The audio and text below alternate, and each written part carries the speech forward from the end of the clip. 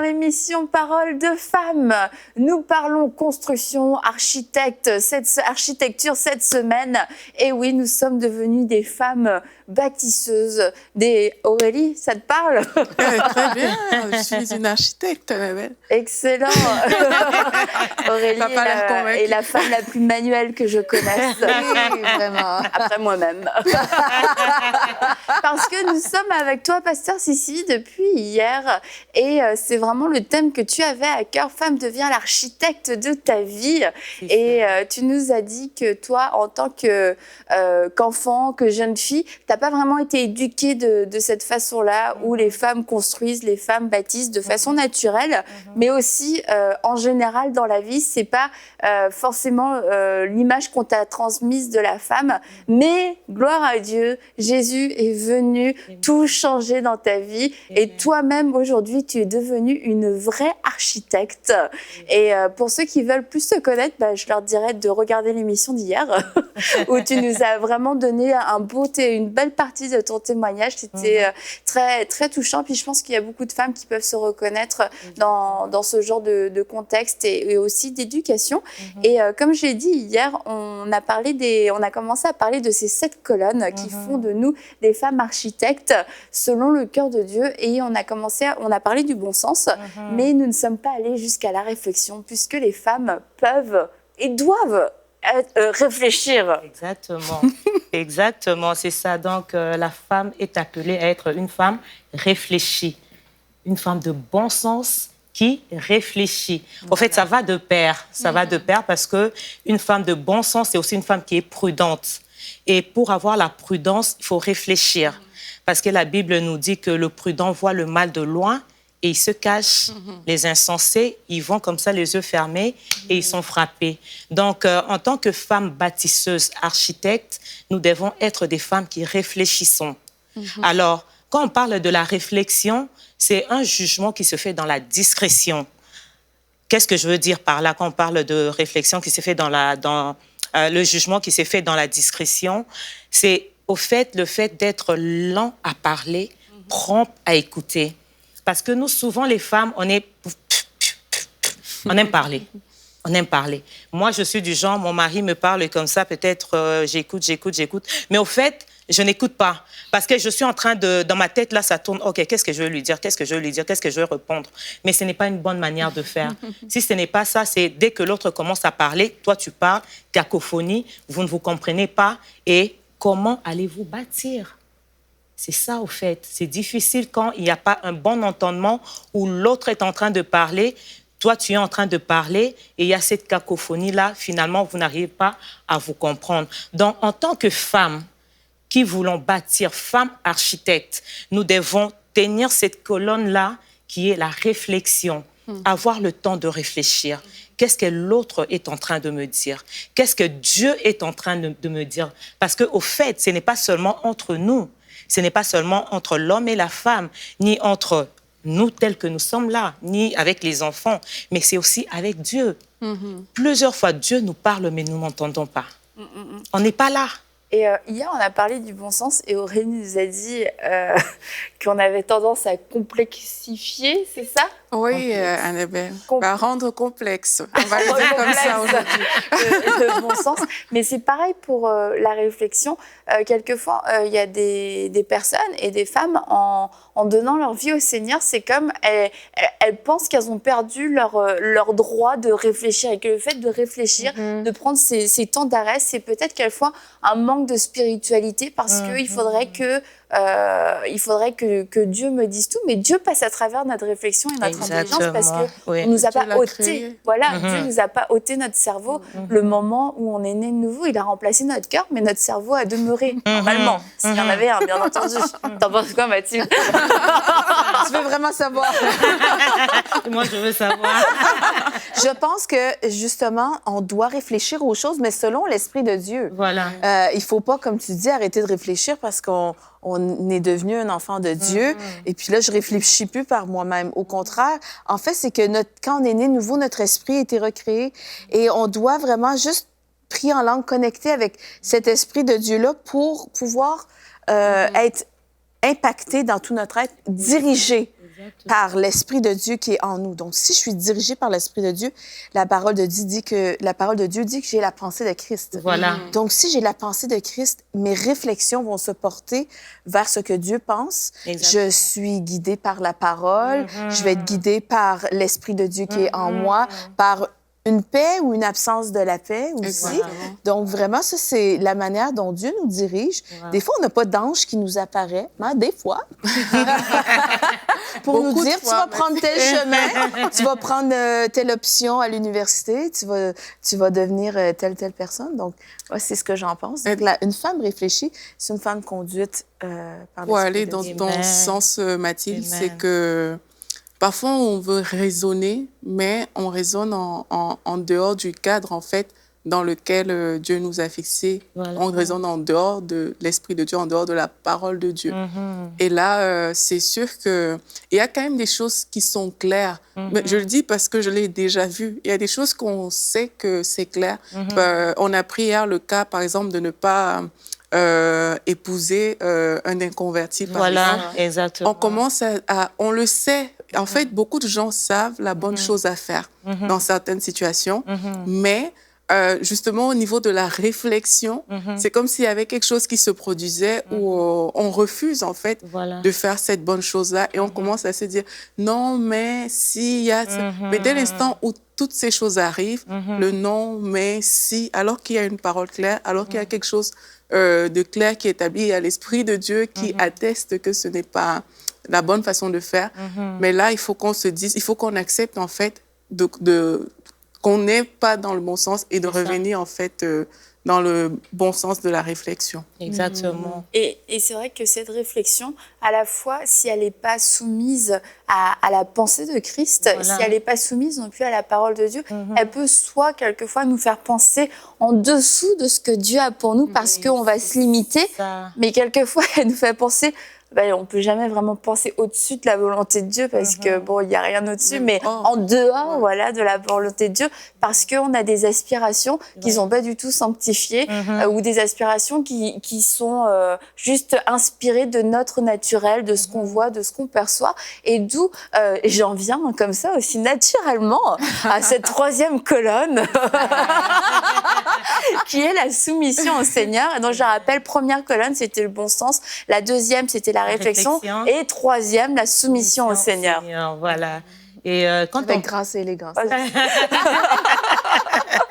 C'est ça, au fait. Quand on parle de la soumission au Seigneur, on veut parler du respect, de la révérence que nous devons à ce Dieu qui est grand, qui est majestueux, qui est puissant, Dieu créateur, qui est aussi notre maître.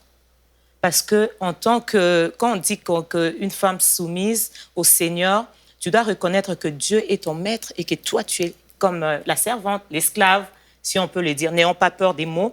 On est l'esclave et que notre vie ne nous appartient pas. Notre vie appartient au Seigneur. Combien de fois nous nous levons le matin et nous prenons nos clés, nos sacs, nous sortons de la maison sans demander au maître où tu veux que j'y aille. Où tu veux que j'y aille. Quel est le plan que tu as pour ma vie aujourd'hui? Ah, Aurélie a envie de chanter un chant, je pense. Je ne veux pas me lancer là. Ah oui, hein? Chanter, ça relève de la responsabilité de Mathilde. Parce que quel chant t'aurais chanté? Sinon, quel chant t'aurais chanté, Aurélie? Elle aurait chanté là où est le maître. Un jour, vous verrez peut-être. C'est ça, au fait. Elle rêve de refaire une reprise de ce chant. Je t'offrais la possibilité parce qu'il ne veut pas de toi dans Hosanna. Mais en tout cas, on en revient à cette soumission de oui, qu'est-ce que le maître veut qu'on fasse? Exactement, parce que nous pensons que notre vie nous appartient, mais en réalité, non. Notre vie ne nous appartient pas. Notre vie appartient à notre maître, le créateur de nos vies. Il nous a créés pour un but, nous existons pour un but et nous devons accomplir le but pour lequel Dieu nous a créés. Et sans la soumission, c'est difficile de comprendre quelle est la volonté de Dieu. Et une femme qui n'est pas soumise au Seigneur, c'est une femme qui aura du mal à se soumettre aux autres domaines de la vie où Dieu veut qu'elle se soumette. À son mari, par exemple. aux autorités du pays, aux lois du pays. Il y a des lois. Nous devons obéir à ces lois-là. Mais si nous ne nous soumettons pas au Seigneur, comment allons-nous nous soumettre? C'est un sujet tellement vaste, c'est un sujet tellement intéressant, mais tout va vraiment de la soumission à Dieu, la révérence que nous lui devons, le respect que nous lui devons. Et à partir de là, cette colonne fera que quand tu es soumis à Dieu, tu vas bâtir quelque chose de solide autour de toi et les gens pourront regarder et dire « Waouh, ça c'est Sissi qui est restée 17 ans dans un mariage, 18 ans.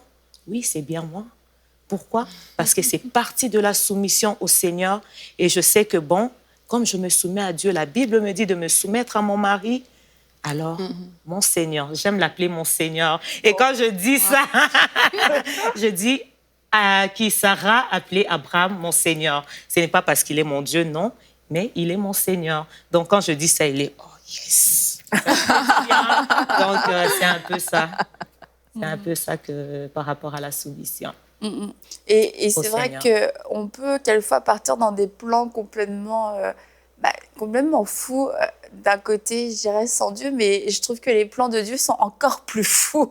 Donc, mais quelquefois, on part dans nos propres plans, comme tu dis, et on ne demande pas au maître ce qu'il veut. Par contre, on a cette faculté et cette facilité à lui demander, mais pourquoi ça n'a pas marché? Voilà. Pourquoi tu n'as pas et été, c'est ça, pourquoi c'est ça. tu ne m'as pas accompagné? Et c'est vrai que ce point de la soumission au Seigneur est capital si on veut être un bon architecte et construire des choses qui sont solides et pas des choses qui vont être vaines, encore une fois. Des choses qui nous font juste courir après le vent. Et même, quand Pasteur Sissi parlait tout à l'heure, je pensais à ça, c'est qu'effectivement, si on n'est pas soumis à Dieu, il y a aussi des choses qui seront insoumises à nous-mêmes.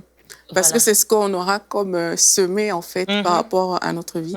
Et du coup, c'est ça qui va nous empêcher de bâtir. Parce qu'on parle ici d'une femme qui est architecte et d'une femme qui bâtit. Et en fait, par rapport à la soumission, moi, je vois vraiment, c'est vraiment le désir pour moi de plaire Dieu en tout temps. Voilà. Et quand ce désir-là nous anime, ça oriente les actions. Comme Pasteur Sissi disait tout à l'heure, ça oriente l'attitude envers son mari, l'attitude au travail, ça oriente en fait tous les domaines de la vie, juste parce qu'on a le désir de plaire à Dieu en tout temps. Et quand on est insoumis, quelqu'un d'insoumis, en fait, c'est quelqu'un qui n'a pas ce désir-là. Et c'est quelqu'un qui a parfois tendance, parce que quand on parle d'insoumission, les gens peuvent penser que c'est une rébellion ouverte comme ça. Non, pas toujours. Et il y a la rébellion ouverte, mais il y a aussi des choses subtiles pour lesquelles on vit dedans, on pense que c'est naturel, mais on n'est pas soumis. Quand on vit sa vie comme on l'entend, sans prendre le temps de consulter Dieu, sans savoir ce que Dieu pense de la situation ici, on dit, mais j'ai toujours fait comme ça, c'est comme ça que je suis habituée à faire, mais il y a de fortes chances qu'on soit dans l'insoumission. Donc, être insoumis, c'est pas juste non, je ne fais pas ouvert. Ça, c'est de l'insoumission aussi. Mais il y a des choses subtiles, parfois, qui nous échappent. Et il faut se poser tout ça devant Dieu et dire, Seigneur, je veux que tu sois le maître. Là où est le maître, c'est là que je veux être. Tu veux faire une version rap, en fait. Voilà. Il y a l'autre côté aussi de la soumission à Dieu qui nous est un avantage parce que Jacques 4,7 nous dit « Soumettez-vous à Dieu, résistez au diable et il fuira loin de vous. » Donc, il y a d'autres attaques qui nous viennent dans la vie. Au fait, c'est parce qu'on n'est pas soumis à Dieu. Et là, on est ouvert aux attaques. Les attaques peuvent arriver de partout. Tu es vulnérable. Tellement vulnérable que ce que tu es en train de bâtir va juste comme un château de cartes parce que ce n'est pas solide. Tu n'es pas soumise à Dieu. Et le diable peut venir juste avec comme ça là et tout ce que tu as commencé à bâtir va juste s'écrouler. Donc ça, c'est un autre côté aussi de l'avantage de la soumission à Dieu parce qu'on sait que quand le diable vient jouer avec toi, tu le regardes, tu dis, tu ne sais pas qui je suis, hein, toi. En fait, il n'y a que des avantages à faire la volonté de Dieu. Oui, il y a juste et tout le monde le sait, je dirais, même le diable le sait, c'est pour ça qu'il combat autant la volonté de Dieu. Voilà. Mais il n'y a un seul élément, une seule chose qui ne sait pas que c'est la meilleure chose, c'est notre chair. Ouais. Voilà. Et il n'y a que elle qui se manifeste, en C'est fait, ça. pour dire non, je ne suis pas d'accord, parce que même le diable sait que la volonté de Dieu est parfaite. Exactement. Et c'est pour ça que constamment, il veut venir nous mettre des bateaux dans les roues. Mais à part, c'est ça, à part notre chair, franchement, tout le monde est conscient de la souveraineté et de l'intelligence parfaite de Dieu. En Mais fait. c'est ça, quand on a compris qu'on était animé de l'Esprit de Dieu. Si je suis animée de l'Esprit de Dieu, c'est le Dieu Tout-Puissant, l'Esprit de résurrection qui habite en moi. Si j'ai cette personne glorieuse en moi, eh bien, je crois que cette personne a sa pensée au-dessus de la mienne et je devrais juste m'imbiber de cette pensée. Donc, ça veut dire que si je reçois des projets de la part de Dieu, eh bien, je dois penser que les plans de Dieu sont les meilleurs pour moi. Exactement. Et quand je comprends la sagesse de Dieu, quand j'ai une crainte de Dieu, quand je révère Dieu, quand j'ai une révérence pour Dieu, un respect, bien c'est facile après de me soumettre parce que c'est comme la soumission vient de l'abandon. Si je m'abandonne, si j'abandonne ma vie à Dieu, c'est parce que j'ai compris que Dieu a des projets de paix et de bonheur pour moi. Jérémie 29:11. Oui. Hein, on en parle souvent. Ici, à Parole de femme, bien-aimé, je souhaite que tu prospères et sois en bonne santé, comme oui, excuse-moi, ça, c'est 3 Jean 2, pardon, c'est pour ça que je voulais dire. C'est tellement son verset préféré que... Oui, c'est ça, c'est l'abondance. C'est ça, 3 Jean 2. Que tu prospères et que tu rayonnes de joie dans des projets de paix et non de malheur. Donc, Dieu a des projets de paix, non de malheur, un avenir et de l'espérance. Donc, si je sais que Dieu... tu te moques de moi. C'est bon. Ça peut arriver. C'est excellent. En fait, c'est ça, c'est la pensée de Christ, la pensée de l'éternité va me donner cette crainte de Dieu. Donc, vraiment, ça sera pas comme difficile. Moi, quand j'ai donné ma vie au Seigneur, eh bien, c'est quelque chose qui s'est installé en moi. C'est comme c'est la dimension du Père. Tu parlais de la majesté de Dieu, Pasteur Sissi, la grandeur de Dieu. Et donc, il y a cette notion aussi d'une sainte révérence qui vient sur nous quand on accepte le Seigneur. Et si j'ai ça dès le moment, au départ, dans ma vie chrétienne, eh bien, la soumission à Dieu, ça va se faire tout naturellement parce que ça va venir d'un profond respect pour mon Dieu. Et je ne me sentirai pas coincée. Au contraire, ses projets, sa vie, sa destinée qu'il a pour moi, c'est de beaucoup meilleur que si je dirigeais ma propre vie avec mes propres mains, si je la bâtissais avec mes propres matériaux, avec mes propres pensées. Mais moi, je pense aux personnes qui essayent justement de marcher par l'esprit parce que on a dit que vraiment le plus grand ennemi, c'est la chair à la soumission. Et ça prend vraiment la volonté, en fait. C'est pas des choses qui tombent, ça tombe pas comme ça sur la tête. On le fait par le Saint-Esprit et ça prend notre volonté personnelle. On peut déjà juste lire la parole. Qu'est-ce que la Bible dit, par exemple, par rapport aux fruits de l'Esprit et dire, OK, voici ce que la Bible me présente et je peux remarquer, et ça, je pense que c'est souvent ça qui arrive dans beaucoup de cas, c'est qu'on connaît la volonté de Dieu et on veut s'y soumettre, comme Annabelle l'a dit, mais dans notre attitude, dans notre comportement, on remarque qu'il y a des choses qui ne sont pas si soumises que ça au final à la volonté de Dieu, mais on doit les travailler. On doit voir, peut-être pour quelqu'un qui nous écoute, c'est la patience. Pour une autre personne, c'est peut-être la colère qui fait qu'elle n'arrive pas à se soumettre. Pour quelqu'un, c'est le désordre. Ça peut être différentes choses, mais on sait que c'est la chair qui travaille, mais c'est de dire, OK, je veux être soumise à Dieu parce que je veux bâtir cette colonne de la soumission dans ma vie. Mais c'est de travailler sur chaque point, de ne pas les laisser, mais que chacun prenne ce qui le concerne. Qu'est-ce que la parole de Dieu dit par rapport à ça et commencer à travailler. Et c'est comme ça aussi qu'on s'en sort au final. C'est comme tu disais hier, Aurélie, on parlait des colonnes. Les colonnes ne flottent pas dans les airs. Non. Quand quand le Parlement a été construit, quand on a construit une maison, les colonnes, les piliers ne flottent pas dans les airs. Ils sont construits sur un fondement. Et le fondement de cette soumission, c'est Christ. Exactement. Voilà, c'est Jésus-Christ. Oui, c'est ça. C'est notre Père. Et pour celles qui qui ne s'en rappelle pas. Mais on était parti du proverbe 8 que tu nous as partagé en français courant d'ailleurs, et qui dit « Je suis la sagesse, le bon sens m'accompagne et je sais agir avec réflexion ». Voilà. De première colonne. Et être soumis au Seigneur, c'est détester le mal. Et pour ma part, je déteste l'orgueil et l'arrogance, les mauvaises actions, les paroles trompeuses.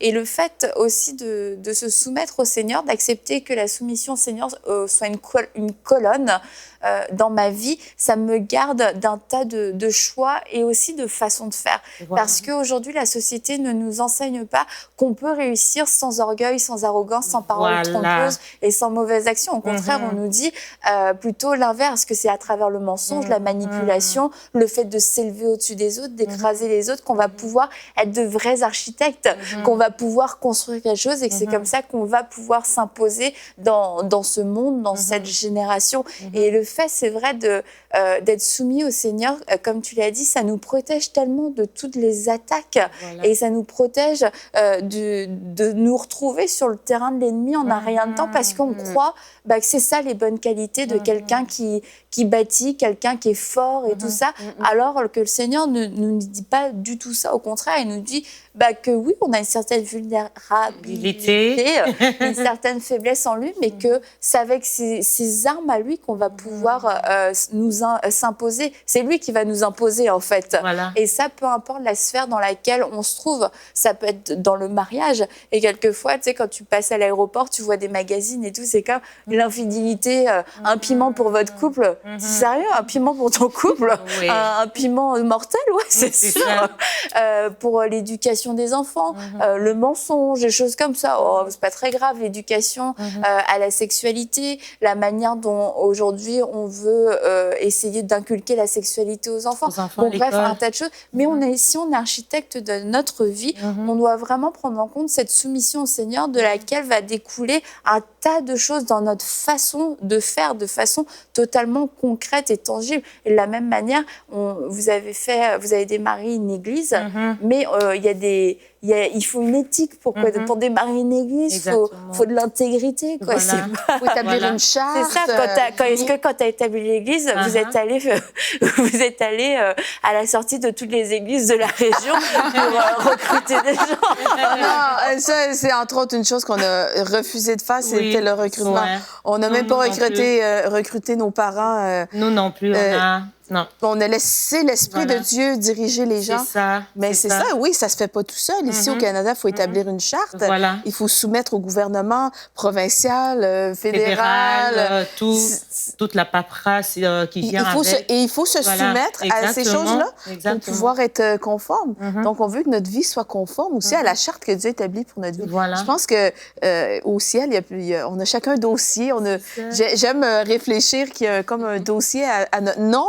Et Dieu a établi des trucs déjà tout préparés à l'avance. Et je pense que si on se positionne vraiment dans la présence de Dieu, on peut consulter notre filière dans le cœur de Dieu. Et puis, Dieu ne joue pas à la cachette. Non, mais c'est vrai. J'aime très intéressant. le fait d'avoir un dossier comme ça, tout préparé. Tu vois, ça t'ouvre toute... Surtout de savoir c'est quoi l'appréciation qui est faite, comme quand tu reçois ton bulletin scolaire.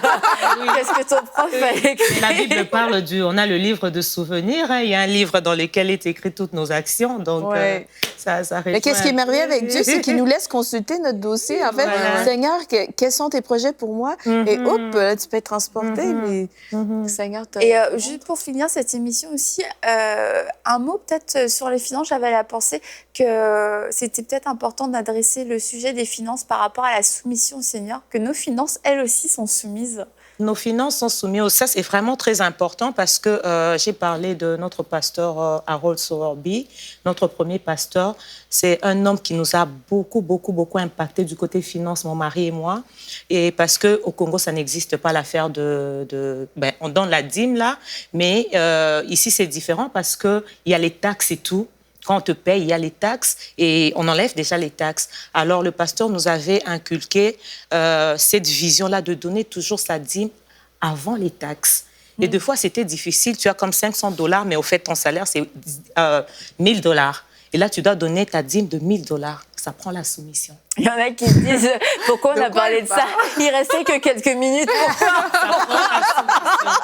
Alors, si tu ne soumets pas tes finances à Dieu, c'est difficile que tu sois béni.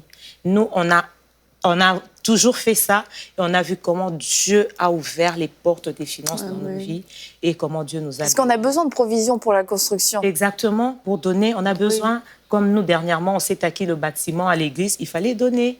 Alors, ça prend que tu serres la ceinture, tu te dis, ce sont mes économies, mais pour Dieu, je vais donner. Et on a vu les gens donner généreusement. Et aujourd'hui, on a un beau bâtiment, on bénit le Seigneur parce qu'on a appris à soumettre aussi nos finances au Seigneur. Et on voit qu'il y a eu un temps de semences. Et aujourd'hui, il y a un temps de récolte qui se manifeste pour vous dans votre vie à travers un bâtiment. C'est ça. Et tout le monde n'a pas ni l'opportunité ni le besoin de s'acheter un bâtiment d'église. Mais ça peut être pour sa propre maison. Et toi, je me souviens, Mathilde, tu avais fait une semence aussi pour ta maison il y a de nombreuses années déjà. Oui, dans le ministère de Joyce Meyer. Ah, OK. Oui, et puis à cette époque-là, elle construisait son siège social dans sa ville natale. Et puis, elle avait dit, l'Esprit de Dieu m'a dit, si vous m'aidez à construire ma maison, je vais vous aider à construire la vôtre. Et moi, j'avais vraiment reçu ça comme une parole réma, une parole révélée. Et puis, on avait donné presque tout ce qu'on avait. On était en Floride, aux États-Unis. Wow. À cette époque-là, on avait donné tout l'argent des loisirs qu'on avait dans notre portefeuille pour ça, parce que j'étais vraiment convaincue que c'était pour nous, parce qu'on habitait dans un petit appartement à l'époque. Et j'étais vraiment dans la foi pour qu'on puisse être propriétaire de notre première maison. Et quelques mois plus tard, vraiment, ça s'est accompli. Et puis, j'ai gardé cette parole dans ma bouche. J'ai vraiment cru. J'ai arrosé cette semence. Et puis, Dieu a vraiment fait quelque chose d'extraordinaire. On était des jeunes mariés. Mais vraiment, on a eu une maison à un prix absolument dérisoire, même pour l'époque. Donc, on a vraiment vu la main de Dieu agir. Donc, le principe des semences et des récoltes, c'est un principe biblique. C'est un principe du royaume de Dieu.